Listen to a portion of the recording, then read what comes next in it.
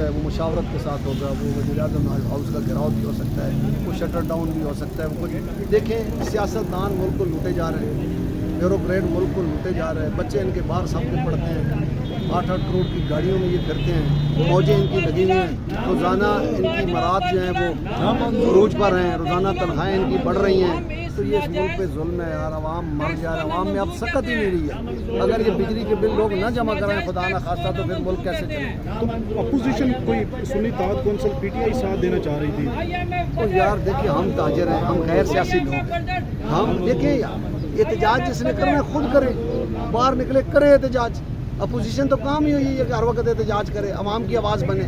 یہ تو ہم نے تو تاجروں کی آواز بلند کی ہے، بیچ میں عوام کی آواز بھی بن گئی ہے، تو انشاءاللہ تعالی ہم عوام کی بھی آواز بنیں گے اور تاجروں کی انشاءاللہ ان کو ان کا حق دلائیں گے، چاہے ہمیں اس کے لیے کوئی قربانی ہو۔ سر حکومت اور وزیر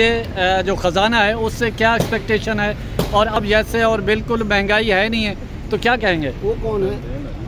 اعظم نذیر تارڑ کون ہے؟ یہ بہت سارے تارڑ ہمارے سر چڑھ گئے ہیں اس وقت۔ عطا اللہ تارڑ سر، عطا اللہ تارڑ، میں نے ایک اور بھی تارڑ کہاں سے آ گیا؟ بات یہ ہے کہ جس ملک کا وزیر اعظم کہے کہ بجٹ آئی ایم ایف نے بنایا ہے تو پھر اس ملک کا وزیر خزانہ جو آئی ایم ایف نے ملازم کیا ہے وہ وزیر اعظم سے اوپر ہے،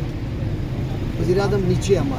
ہمارے وزیر اعظم کی وقت ہی کوئی نہیں ہے، تو اس شہباز شریف نے اپنی وقت برباد کی ہے، اس ملک کی وقت برباد کی ہے، اس کو پتہ نہیں کس نے کہا کہ تم وزیر اعظم بن جاؤ، اس نے ملک کا بیڑا غرق کر دیا، یہ سڑکیں بنا سکتا تھا لیکن ملک نہیں چلا سکتا۔